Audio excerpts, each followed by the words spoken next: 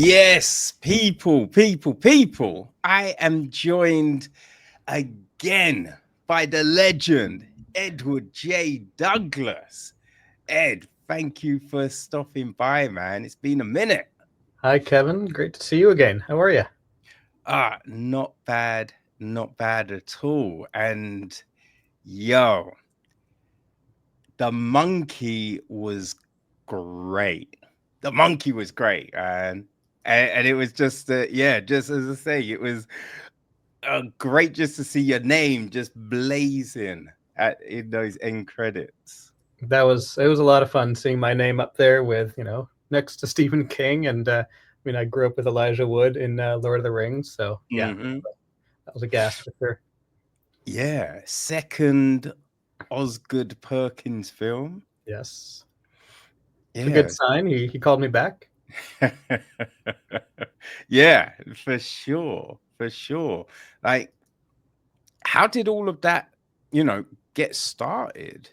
How did Longlegs come along and then you jump onto the monkey? Yeah, so I was doing work with a production company called Oddfellows in Vancouver. We were doing a series of projects with New Regency. I was doing visual effects on them, and some of those relationships go back to work in Vancouver well before I did video games. So I was doing reality TV shows, like sports documentaries in editorial, like Mm. assistant editing, post coordinating, that kind of work. And the producer I was working with on those shows was producing on for post production on these shows. And then the next show the company had, they're producing Longlegs with Oz Perkins. I knew of the name. I'd heard the name. Yeah. Took a moment to connect it with, of course, Anthony Perkins, his father, who was in Psycho, and I knew this project was coming along. Then one day I saw in the trades that Nicolas Cage was attached to it, and I'm like, God damn, I really want to be on this project. And people have asked, did I know Longlegs would be such a big hit? Like, no, I had no idea. Not a clue in the world. I mean, Nick Cage does a lot of projects, Yeah. and some of them are wonderful, and some of them you never hear about. He had another horror movie, another genre film that came out the same time as Longlegs that nobody heard about. What one was that? You haven't even heard about it. It was kind of like an alien invasion thing, a family hiding in a bunker sort of thing, Oh, I think that rings a bell. right? But that came out around the same time as Longlegs. So no, we had no clue. We had no clue that Longlegs would do what it did. It blew past any possible expectations, like almost 130 million at the box office worldwide. Mm. It was crazy. And just about the day that we wrapped on Longlegs, I got a new script in my inbox, and on the top it said Stephen King's The Monkey, and I was like, "Holy shit, what is this?" And I knew I had to work on that too. And it took a while before we shot it. There were there are all the strikes that happened, Yeah. the writers' strike, the actors' strike, but it finally came together a year later. Right. Damn. Had you read The Monkey? I had read some Stephen King. I grew up reading sci-fi. I mean, you and I met at the London Sci-Fi Film Festival. You know how I feel about science fiction. Yep. I knew Stephen King stories. I loved The Shining. I had read The Shining. I had recently watched and read Doctor Sleep, which I also loved. But I wasn't steeped in Stephen King. What I was Mm. steeped in is the other reference points that Oz had for this movie, which was all like those 80s those um sorry, was it? Yeah, all those 80s films like Back to the Future, Gremlins, Death Becomes Her, like the Joe Dante, John Landis, like that world. He Yeah. described as like Robert Zemeckis on a tiny bit of acid. It's like take that aesthetic and just like fuck it up a little bit.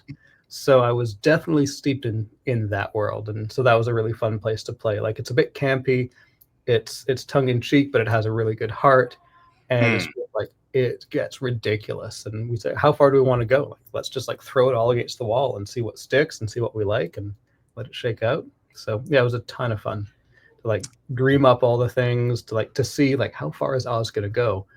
And when we all realize, okay, this is a very different movie than Longlegs.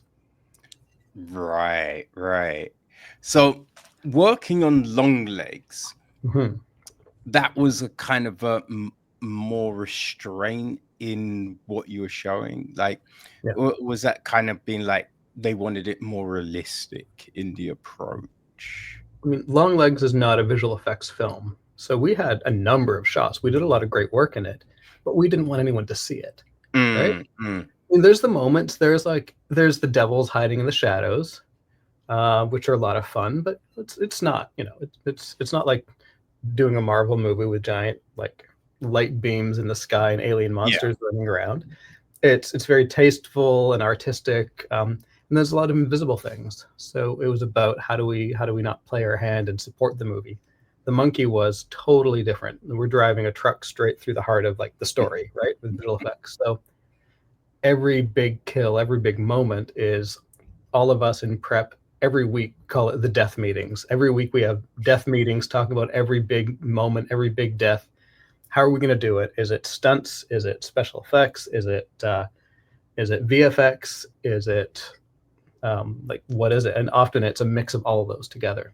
So we figure out what's the handoff. Okay, the stunt person's going to do all this, and then the special effects person will have their sparks, and then VFX will like marry all these pieces together and paint out these things and add this CG thing and like elevate everything and push it up to the level it needs to be and make it safe, or make it like maybe we can't shoot all of it because it's just too much on our budget Yeah. or our schedule. So VFX pushes it over the line. So every department, including VFX, was a key part of like every big moment, which was so much fun to like deeply collaborate at that level.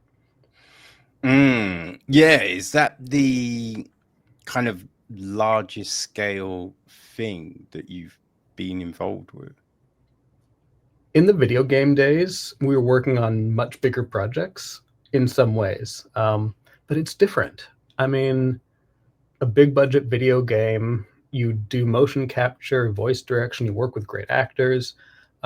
You're sitting in offices for 2 years with amazing artists and CG people and programmers building something. And the Monkey is much smaller budget than quite a few of the video games I worked on, but it's different when you're out in the real world with cameras and actors and you're lighting things on fire, and it's a very different vibe. Yeah. And then you're working with amazing visual effects studios doing great compositing, great CG work. There's some fantastic CG in this movie, as well as fantastic practical effects, special effects, and traditional visual effects. Right. That makes sense. Yeah.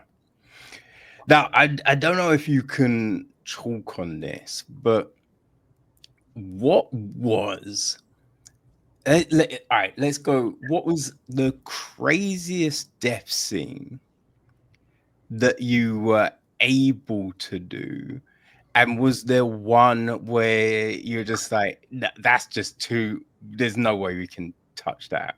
I guess I'll maybe I'll put that back on you. You've seen the movie. Did you have a favorite death scene or a moment that surprised you the most? Or I mean, I think one that I really I liked the most was at the end, because you weren't sure if they were gonna do that, right? You thought maybe it was all done, everyone was safe, and then Mm. suddenly, boom, and you're like, "Fuck." Ah, That was fun. yeah. So I mean, if you haven't seen this movie yet, I don't know why you're listening to this podcast. So let's just talk spoilers, right? We're gonna do that, Okay, right? yeah, let's do Right. it. Okay. So Bill dies at the end of the movie. He was always gonna die. He's done too much damage to the world. He can have his you can have a redemption, but he doesn't get to live happily ever after, right? So there's Mm, a few different versions of how he might die in the movie, and we shot one version, and then in the editing, we're playing around with different versions, different tones, different ideas, and then what's in the final movie is something that we found like it was the right moment, the right way, deep in the editing. So that was a scene where I mean, in a way, it was a bit straightforward CG. We had Bill The actor Theo James, of course, played both Bill and Hal, which was a lot of fun. He plays two characters, sometimes even in the same shot. And then he performed the moment, and then we used VFX to take his head off and add this blood spurting. We could have done a dummy body with practical blood spurting. Because the shoot schedule, we weren't able to put that together and do that. So that's actually Theo James's body falling over doing that, but we lopped his head off and put on what we affectionately called in our production meetings meat holes, where his neck is. But there was a lot of crazy deaths. I mean, the first one we started testing was the babysitter's head coming off at the Benihana restaurant. How would we do that? That was the very early, our first death meeting. I already had some tests of that. I tried out something with a friend of mine, just with my an iPhone camera, playing different layers and taking one layer, sliding against the other layer, just seeing how that would feel. And that's what we did. We had one layer on a green screen, another layer, just her body and her shoulders, and we put them together and animated it. And then when her head falls off, you're in the wide shot and it's falling on the table. First, it's a dummy head that we're bouncing on the table, and it's very, very simple. A special effects guy has a string, is pulling on her head, so it falls off the dummy body, and then we do a VFX face replacement to put the right face on there. Right. In a perfect world, we would have had a dummy head with a perfect scan of her face, but just because of casting, that was I think day 2 of the schedule. Because of casting schedules, we booked that actress very late, so we didn't have time to build her face. So that was a bit of CG help. So sometimes CG's coming to the rescue, sometimes it's part of the plan. And then in a big shot like that, there's a lot of other pieces, because also Hal and Bill are in that, and Hal and Bill are played by the same actor, Christian Conley. So that's another 2 pieces. So we have to film those separately as well. We have to put the head in. We have to make sure things are safe when we have heads balanced on dummy bodies precariously yanked by a special effects technician. So a shot like that, when the head rolls off, is about 7 or 8 different layers together, and then we're lining everything up and making all the reflections work and all those things. So a lot of little pieces for a tiny shot like that. And then when the head is on the grill itself, that's another shot with a few different pieces. We had the real actor's head there on the grill. We had the dummy head where we cut the neck and part of the ponytail. That's just laying on the real grill. We had a grill with a hole in it so we could get the actress in there. Right. Then we added a bunch of blood. So we went back on the same grill, cranked it on, turned up the heat, put a whole bunch of fake special effects blood on it to see what it would do, and it would boil and steam and do all this cool shit. So we're like, oh my god, that looks so cool, and we put that in there. So every death has all these little pieces. When I'm on set, I talk about collecting ingredients, because then we're going to make a meal out of it later, sort of thing. So same thing with Aunt Ida, who catches her head on fire. When she's running through the house, every little bit of fire is stuff that we filmed in that house on the day. We talked about lighting a stunt person on fire, and because of schedules and safety and kind of management of that in that house, it was an old heritage house that we wanted to be very protective of. Right. We didn't do that, but we had this is something I'm really proud of. We had Aunt Ida's the actress, and then the stunt double, so Sarah Levy, and then the stunt double. They both wore this halo around their head of LED lights that would flash like firelight. So she's running through this house, flailing her arms around and casting all this light everywhere as if her head's on fire. And then we put black safety tarps up everywhere, and then our stunt guy has this black dummy head wrapped in black fire retardant tape, pours igniter fluid over the whole thing, lights it up on fire, and then mimics the exact same movement she does through the set. And then we put it all together. So we didn't light her on fire, but every bit of fire is what she did in the same location, marry it together, and then it looks very realistic for me. Wait, how do you mirror her movements We like have an amazing special effects on-set technician. His name is Oli Vizina, and he takes a look at the takes a look at the monitor. He looks at it again, and he's like, "Okay, I got it. Let's roll." He just does what he does. Sometimes, he might say, "Oh, can I get another take? Can I get it again?" But it's like when a stunt double is doubling an actor, or those kind of things. Like performance, like the special effects technician becomes a performer in the scene. We all play the roles. So yeah, it's a bit of that magic. And then like when the woman at the pool explodes, that's another one where we started with a woman diving into the pool. We knew where she'd hit. Then we brought in this like bridge that we put over the pool, draped in green screen. They set up their blood and guts cannon, exploded that, and then we had the blood and guts explosion element.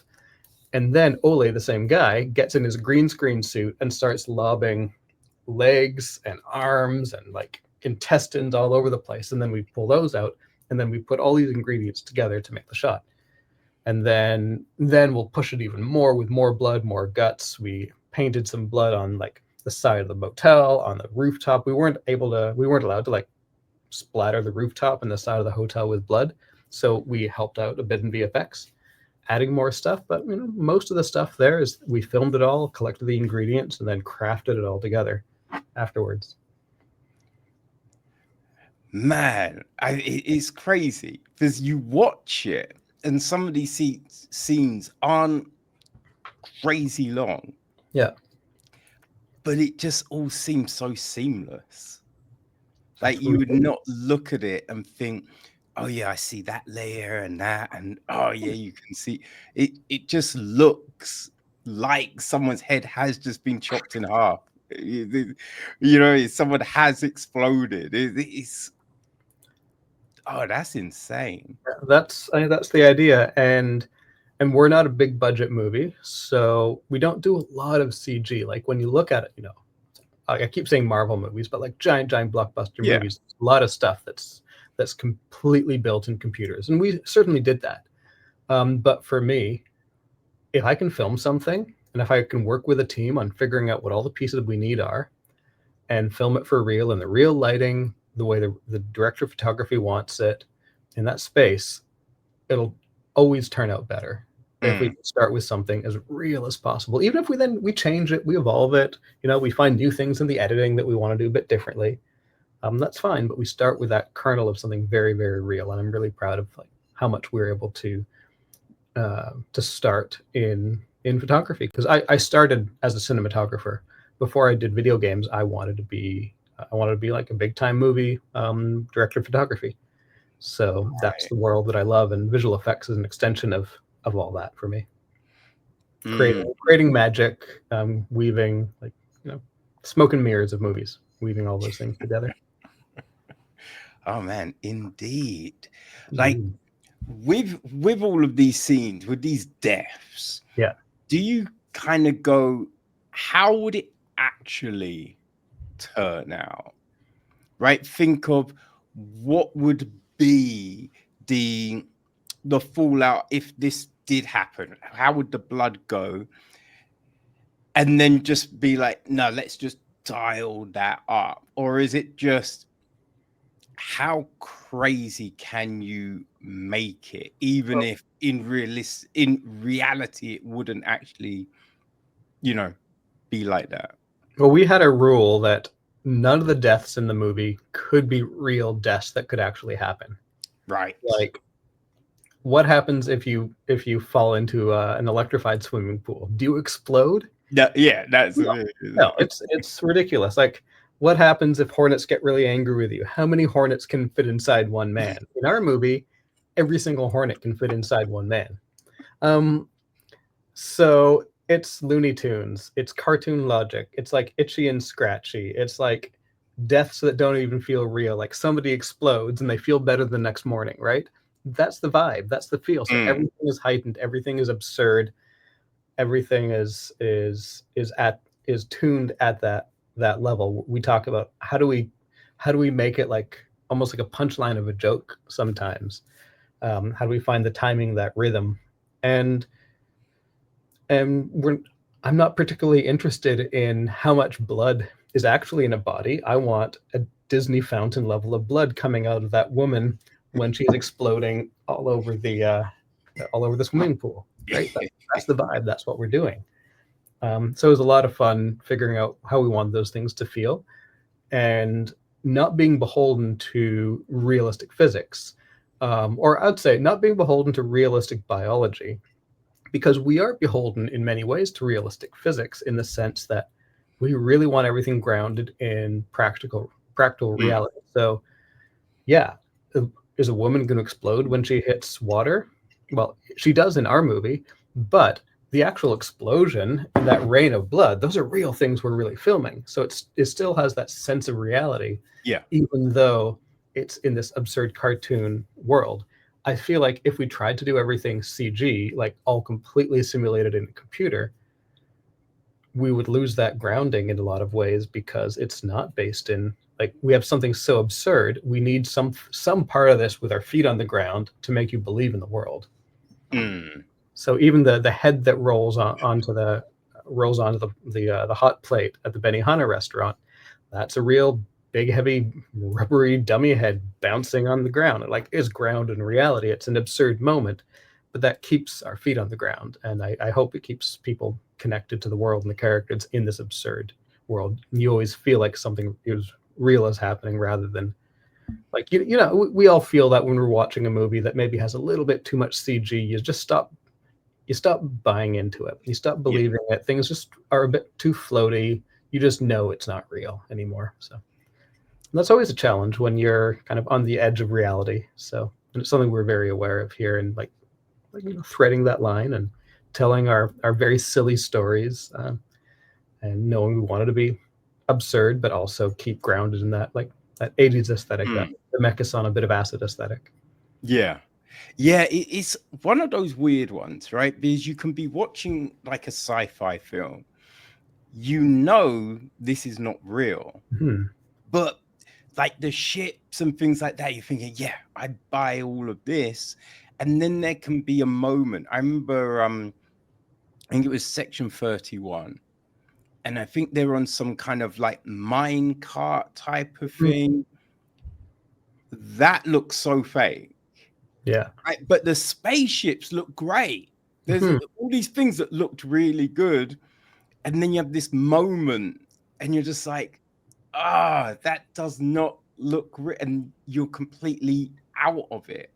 Hmm. You're no longer believing, you're no longer, transported to this world. Yeah. Yeah. It's a really hard thing, and sometimes, I think there's a lot of challenges in Section 31 beyond the minecart chase. I don't know what you thought of it. I'm Oh, always happy to see more Star Trek, but some is better than others. Uh, yeah. but I think um, like we all know what it feels like to watch like the old Star Trek movies in the 80s, and like the model ships and how those things felt, and how old Star Wars feels with all the miniature models. And sometimes modern VFX feels like that, and sometimes it just doesn't. And it could be a matter of like, what's the schedule? Did they have time to polish everything Mm, to the right level? Maybe that minecart chase, did they shoot it in a way that made it really hard to make look real? Did they run out of time? Did they conceive it in the wrong way? Sometimes if you don't have a sense of geography, you don't know where characters are, you don't know the relationship between characters, it's really hard to really care. And then if things are moving so fast that you can't see what's happening, everything is a blur, maybe the actors aren't really reacting realistically to moving at those speeds. And it's mm, just like all mm. these little things add up to you just not believing it anymore. Yeah, it is definitely. I think with that, I remember watching some of the things, and it seemed like they were carrying on scenes too long. Yeah. Like the fights were too long. Like a chase was too long. And you're thinking, I could have maybe believed it if it was shorter, Yeah. if it was snappier, but you went too long. Yeah. And often challenges with visual effects ultimately are challenges with direction, with a production. Yeah. And visual effects artists, given the time and the resources and great material to work with can make unbelievable work. The number of times you've probably seen amazing visual effects that you didn't know were visual effects is countless, I'm sure. And that's also about, like, so the movie Top Gun, the new Top Gun Maverick a couple years ago, Yeah. had incredible visual effects. They filmed a tremendous amount of that movie in real jet fighters. And then they replaced all the jet fighters in CG to be the right jet fighters, because you couldn't get F-35s to rent for a movie shoot, of course, right? You couldn't fly these jet fighters close to these mountain valleys. But almost every shot in that movie started from something real, and then they enhanced it and updated it and changed it. And for me, and they filmed it, and it feels like it's one camera on one plane filming filming towards another plane. It actually is. So you compare that to a movie from 20 years ago like Stealth, which had these CG planes flying all over the place, doing things that made no sense. Nothing was grounded in reality. People talk about, oh, Top Gun is so great because it has so much practical stuff, not a lot of visual effects. Man, shut up. That show had 2,600 visual effects shots. Most shots in that movie were visual effects. But it starts grounded in reality, and then it's enhanced. And that makes it feel so much richer. Yeah. And it's incredible work. And then the sad part is people start telling stories that there are no visual effects in that movie. Yes. Which is not at all true. There's incredible practical effects and incredible visual effects, both of it. And I get asked in interviews, where do you think about practical versus visual? I mean, what a silly question. It's all part of the tool set we have to tell these stories. Yeah. Yeah. I think it's a bit like stunt work, you know. I remember back in the day when no one really wanted to admit that a stunt person did anything. And they talk to stars and they'd be like, oh, so I hear you did your own stunts. And they're like, yeah, no, that was all me, blah, blah, blah, which was complete bull, right? It was lies, but it was this thing that just got perpetuated for ages. Yeah. And I think it's a similar thing with VFX. You know, people don't want to admit to the use of it because they think, oh, if we say this, then people are going to dismiss everything. Because with Top Gun, I just remember them going, you know, Tom Cruise fought for them to actually film it in real planes and blah, blah, blah. So I'm assuming the planes were the real planes. It wasn't. Yes, they used real planes, but they weren't the jets that you actually saw. Yeah, you know what I mean. So Tom Cruise is real. A lot of the cockpit is real. A lot of the sky is real. Maybe some of the ground is real. And goddamn, yes, he's flying the plane, or he's in the plane, and amazing aerial photographers are filming that stuff. And it's incredible work. And then it's enhanced and it's added to, because, I mean, you try to rent an F-35. Good luck. Or any plane they needed to tell that story, right? Or be in the right locations, or fly so close to a mountain that it's dangerous for, you know, the Top Gun people. And I think to give the benefit of the doubt to some actors, I mean, Tom Cruise accepted because he is a producer and he knows exactly what goes into every shot of this movie. He's very hands-on. A lot of actors probably don't know. I mean, an actor, they're on set, they're seeing crazy giant practical effects. Do they know what happens to the footage later? They have no idea. It's not their job. They don't need to know. They can educate themselves, and some of them absolutely do. But I think actors, the people who get the spotlight, people listen to them, and if they don't have all the information, they'll unwittingly pass it along. And I don't think it's out of malice. Certainly, there may be productions that do want to downplay visual effects work, which is really unfortunate. But I see a lot of productions really, really play it up. Like, you look at the new Dune movie, Dune 1 and 2, like, those companies are incredible, showcasing all the work of all the teams. You look at the new Planet of the Apes movie, The director of that is Wes Ball, is incredibly supportive of the visual effects teams and highlighting all that work. I think they even put on the Blu-ray a version of the movie with no VFX, so you Yeah. could see the unbelievable work that was done. Mm. So there are people out there really celebrating this stuff. But you know, when an actor with a big following says something, that might become the story for a while, and it's unfortunate. Yeah, we see it all the time, right? Like actors will say, "Yeah, I rewrote all my lines," and they Mhm. didn't rewrite their lines, but they'll say it, and then everyone's like, "Oh my god, this is so Mhm. crazy!" Yeah, I've been on shows where like a producer said, "Oh, I re-edited the whole thing myself," but I know the real story is he went in, he changed a bunch of stuff. It was a bit of a mess, and then the editor had to go back and fix it. Mm-hmm. So Yeah, yeah. It's a weird one because it doesn't do anything for the film, right? If you know, oh, they did all of this work, you don't go, ah, don't like the film anymore. No, you're just in amazement that they were able to make it look so seamless. yeah.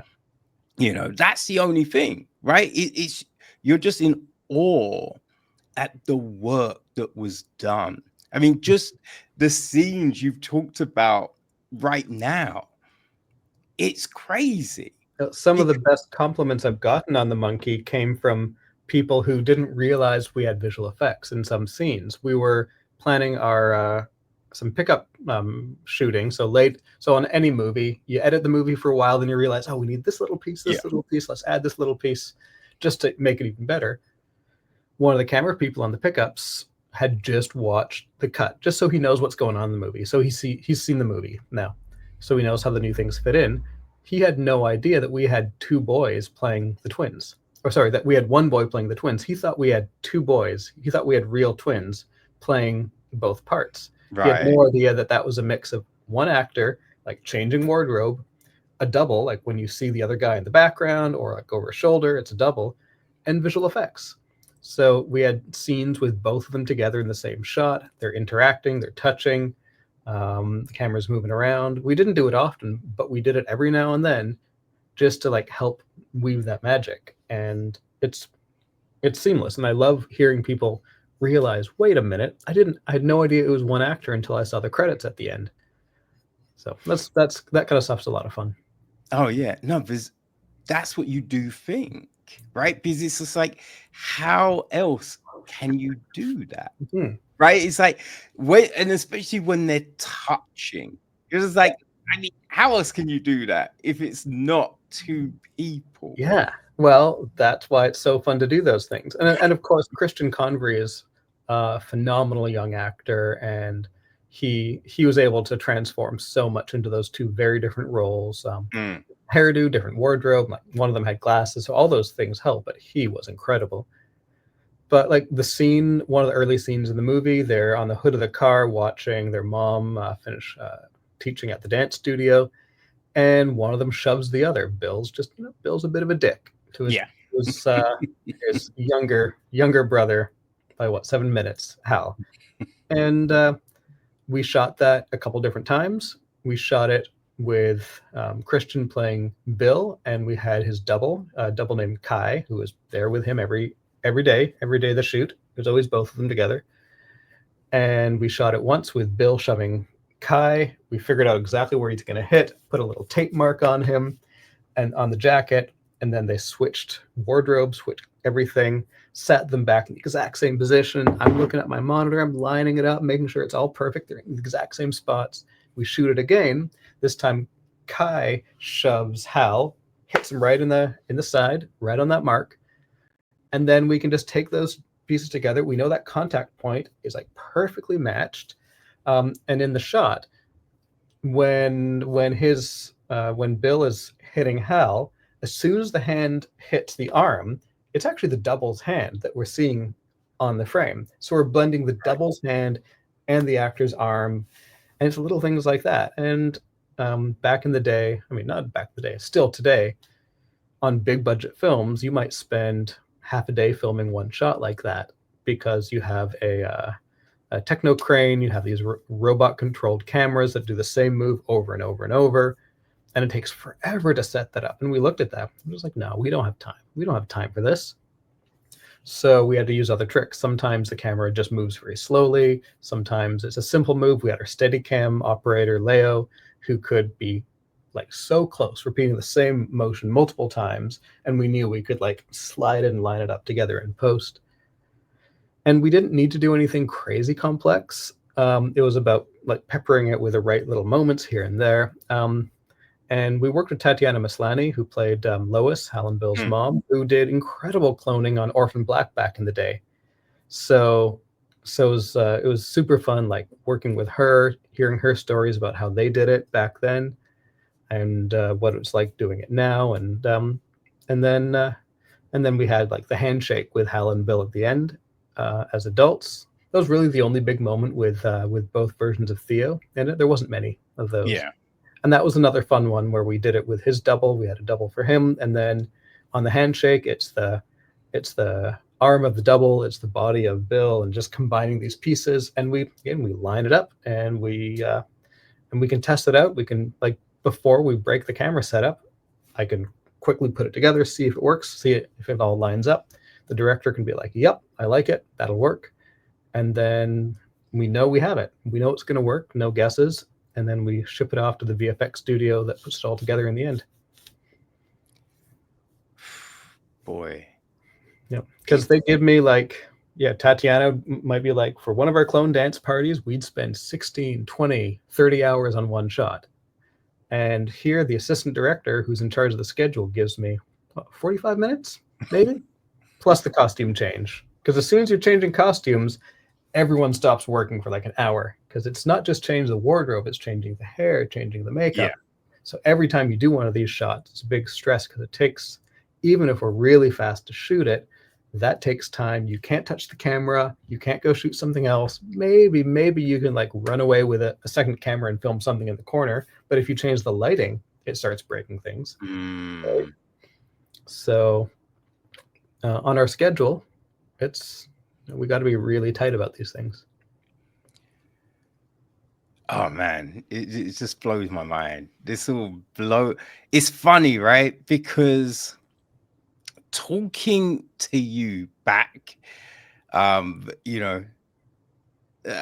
those few years ago about Swiped and You Run, it's just like just the little details in those films, and so it's just like you knew you were talented, right? But it's just to go from there to here. It's just mind blowing, man. I appreciate it. It is mind blowing. What has given you, like, do you think the major foundation to be able not just to do this, right? But there's a confidence in being able to do it, in being able to, just manage that room, be able to visualize everything and being like, no, we got this. Like, where do you think, what projects do you think gave you the most in able to be where you are now? No, I worked on a lot of big budget video games for quite a few years, and some of them turned out great, and some of them struggled, like any project. Reviews are all over the place. You do your best. And those were, big projects, high expectations, fast schedules, a lot of stress, and everyone really had to be at the top of their game, and that was a really great training ground for me. And then I did the career shift from those games, like Mass Effect, Need for Speed, those kind of franchises, back to film, and I didn't know where I was going to land. Could I make a career in film? I had no idea. People in film, sometimes they know the game world, sometimes they really don't. Like it's a whole mystery to them. Yeah.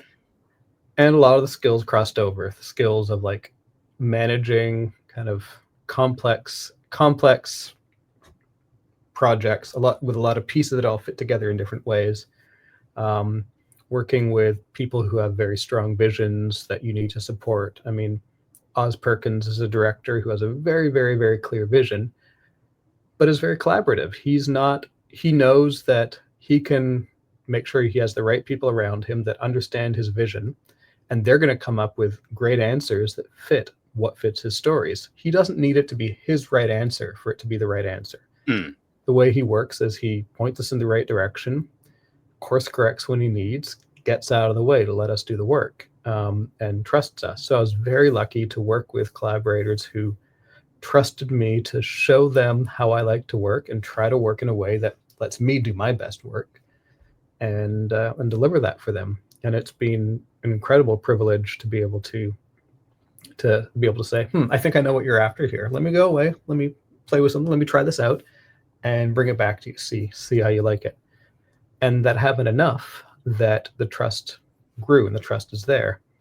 We got to know each other, like Oz and myself and some of the team got to know each other on Long Legs. Like I said, it was a smaller film, much smaller movie as far as visual effects goes. And on The Monkey, they put a lot of trust in me to do my thing.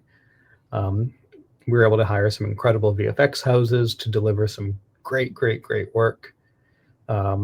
And I had a great relationship with the editors, the editorial team, even the sound department. Like I got to go visit the sound designer and talk about like what would some of these visual effects sound like. And we all talk. We have a great relationship too. We're all a family. So it's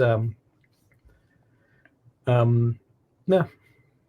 So I think it has to be like that for any department head on any of these movies. Like the director of photography has the lighting team, the camera team, the grip team, all waiting on his every word on what they're going to do. And the director is saying, well, I think the camera's over here. I think the story is here. This is how we have to see it. This is what I want to feel. But the director doesn't want to place every light and tell the DOP exactly what lens to use.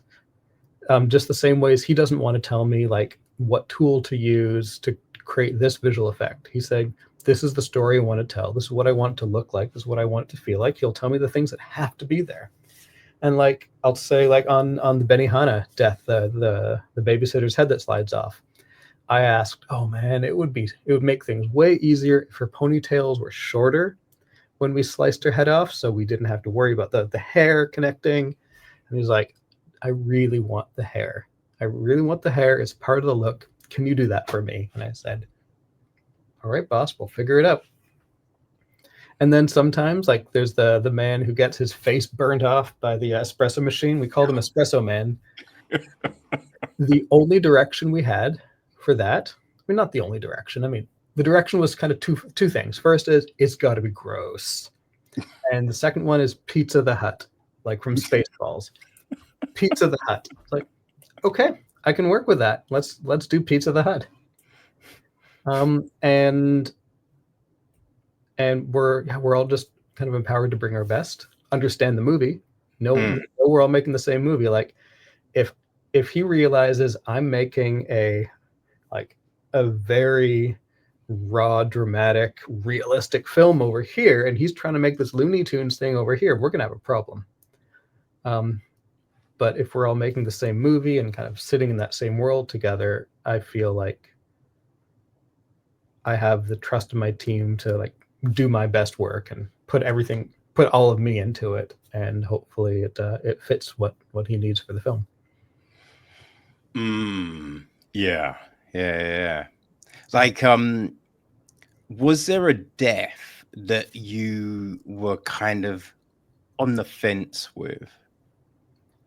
In what sense? Yeah, like, I don't know if that's going to actually work. I don't know if that's going to have the feeling that we want.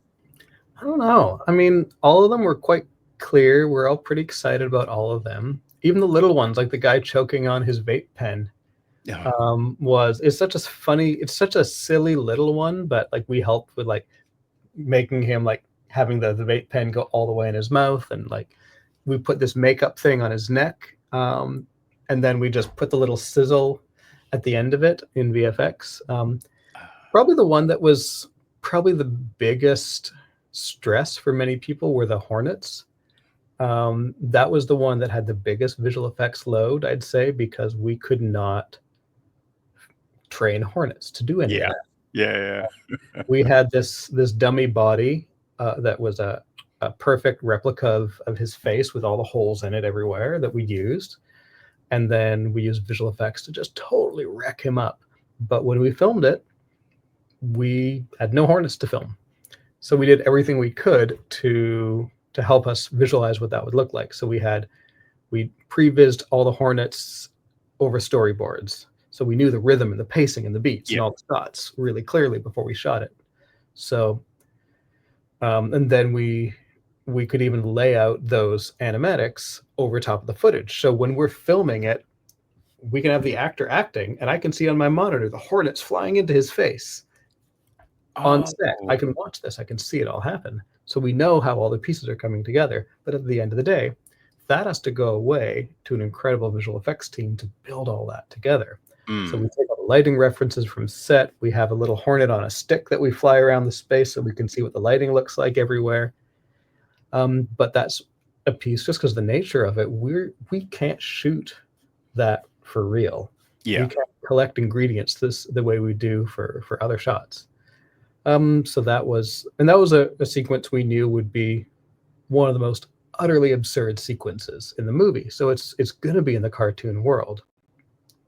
But it was definitely one that I think had a couple folks on the edge of their seats. Oh man, I feel the people in the screening I was in hated me because I was jumping. So some of those, although the deaths were outlandish, some of them really did catch you off guard, right? So you're jumping, but then it's so insane. I'm just laughing so hard. And I think some people think it's like so tasteless. Like you're laughing at a guy have his head blown off with a gun. You're supposed to laugh. You're supposed to laugh at it.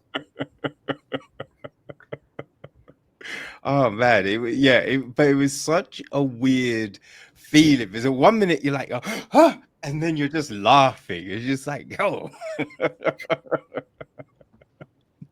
Oh man, but it was just great. And that build tension, and then big moment, then release with a laugh. It's supposed to make you feel good. Like at the end when they're driving through, and then you're seeing all those quick deaths, like the lawnmower and just all of those different things. You're just like, oh fuck, where to look? Yeah. The guy with the surfboard. It's another like silly. It's so silly. What happened there? How did that happen? It's just a delightful little bit of silliness. Oh man, yeah. No, it really, it was something. It really was something, and I was so glad that I enjoyed it that much. I'm glad. Because because I know when we were talking, you're like, yeah, I'm working on something big, but I can't say what it is. And it's just like, oh, what was I working on? And then I'd see then every time I'd see new films like come up on the schedule, I'm like, oh, could it be that? Oh, is it that? I think they probably use a lot of VFX in that film. Is it that? I had no clue it's going to be the monkey. But then it's so you're working on it, and you want to be able to be like, yo, that was insane. That was outstanding work. But sometimes, with films, and they just don't vibe with you. So it went to see it, and then it was so good. And so I could just hit you up and be like, yo. I loved your mess. I love getting your message like that. I love when people text me or call me up and say, hey, I just saw the movie. And it's great when people like it. I mean, I've worked on a lot of things that people have loved. I've worked on things that didn't resonate with people. You just never know what'll hit. I've put my best into it, do my best work, and then see what happens. And I'm so glad that a lot of people love the monkey. Like, it doesn't work for everybody. There's some people who like, no, just didn't quite work for them, but that's fine. Yeah, it can be perfect for everybody. Yeah, it's such a weird, like, what am I trying to say? It's like when you look at what Oz did with Long Legs, and then you go to the monkey. They're so drastically different. But I think there's brilliance in that. Because I think if you make another film and it's like Longlegs, everyone's going to be judging and being like, yeah, but Longlegs did this and that one didn't do that. Or, yes, that one was so much better than Longlegs. But when you do this film in the same genre, but at the complete other scale of it all, you can just marvel at what it is for what it is without the need to try and compare and all of that nonsense, you know? Yeah, it's amazing to see him do something so different, yet it's still so him. As I've gotten to know him, this is the most Oz I've seen in a movie. Been a great privilege. I am looking for, because it was just like, I'm watching, and there's, man, there's, I broke some of the bones in my foot and ankle. So getting around is a nightmare. And a lot of the screenings I'm going to have to walk down the stairs. It's, because I have to sit at the front. So it's going all the way down. And so with the monkey, that was the case.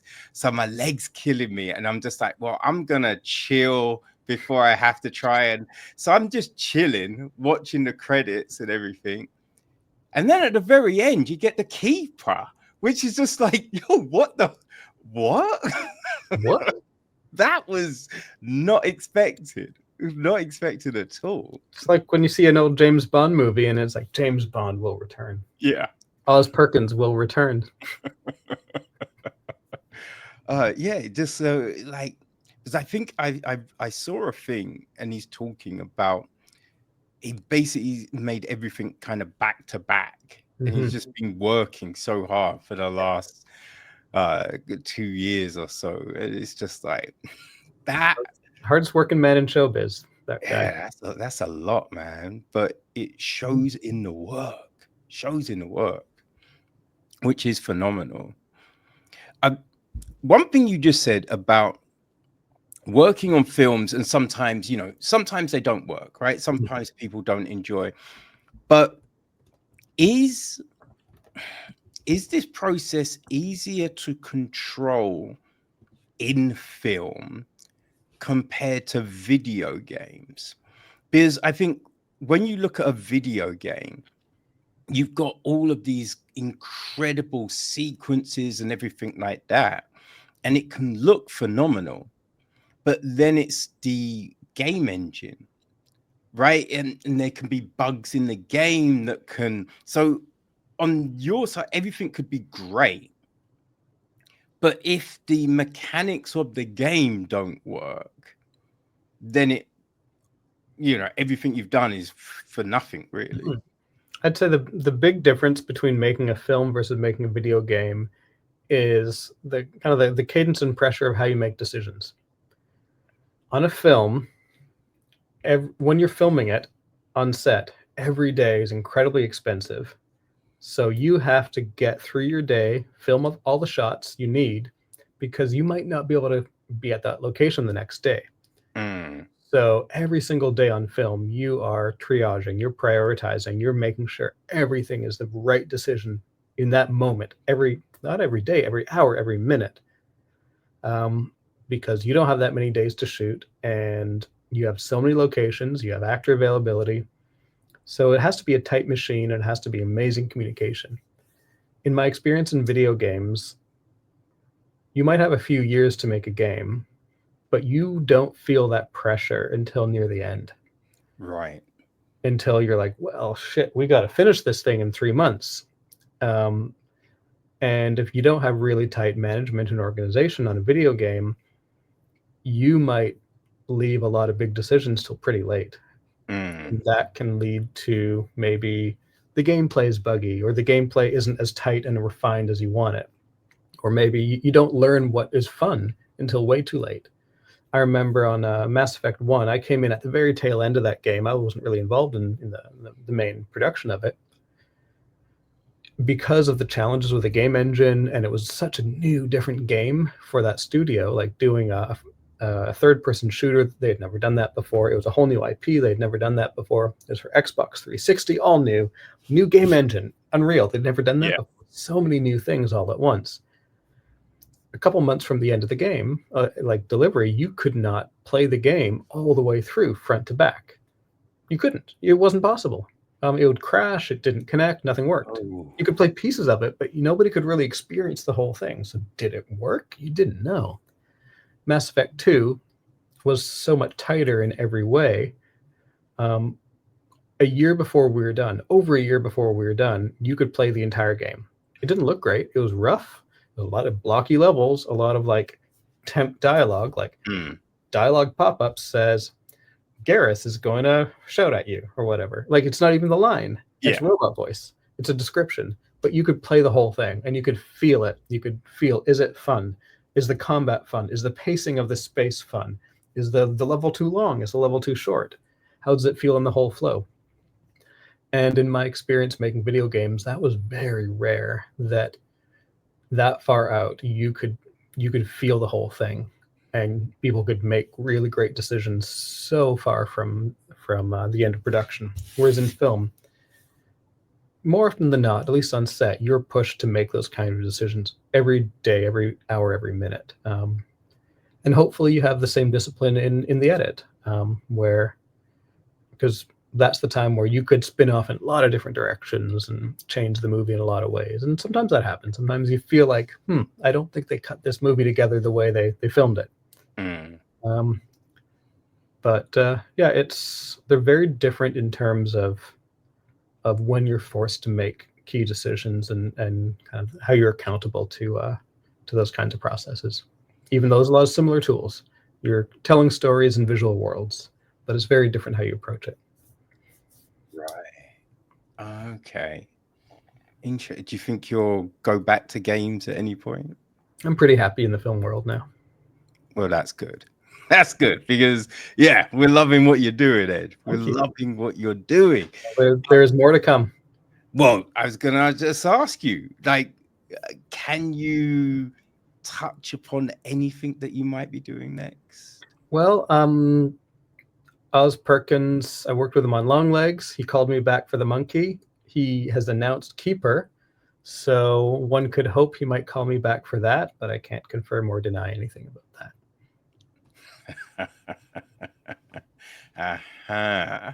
Okay.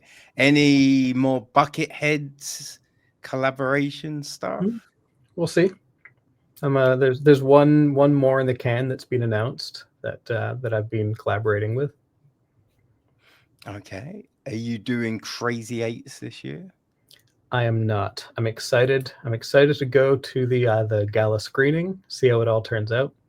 But I was not able to be involved as a mentor or a sponsor or a jury member this year. How does that? Because you know what I mean. You're getting, like, the demand for you is, going through the roof. But then, that then cuts into your ability to do some of those other things. So how do you balance life at the moment? Well, I have to be careful about what I say yes to, and make sure I make the space to do the things that really mean something to me. So practicing saying no to yourself and to other people. Yeah. And it's hard because there's so many amazing people I really want to do things with, that I'd love to work with. Are there any, when you're watching films, are you seeing techniques that you haven't utilized yet, and you're like, I'd love to be able to do that? I learn things from every movie, and certainly there's a lot of shows out there that I'd love to be a fly on the wall, watch how they do things. Absolutely. Awesome. Oh man, I'm so glad we were able to touch base on this, Ed, man. Really appreciate you. Thanks for having me. This was a lot of fun to do this. Is this the third time now? Yeah, I feel, Yeah. It was you young Swite. Um, We did one for long legs. I think we did. yeah, I Yeah. think Or I did we think do one for you, Run? I know you reviewed it. I can't remember if we spoke about it. yeah, we did speak about it. I think we were speaking about Hellmark, but Yeah, right. For the Crazy Eight show. Yes. yeah, yeah, we were talking behind the scenes about all of that stuff and Mhm. everything, and then Alien Nation. Yeah. All the short films, all those little ones. Mm, yeah, which Whole is, other whole other lifetime ago now.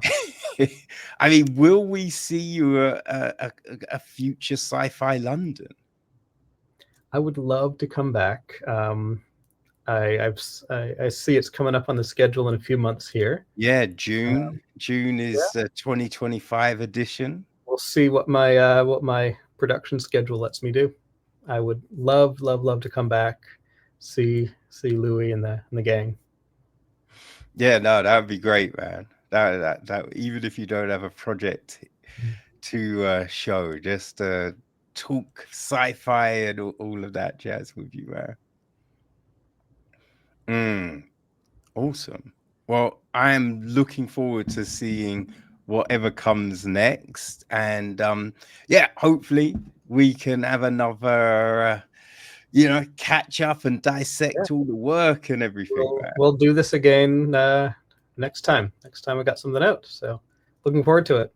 Tremendous, man. Well, keep up the incredible work because, hey, it's a beautiful thing to see, man. I appreciate that. All right. I'll see you All next right. time. Take it easy, Ed. All right. All Bye. right.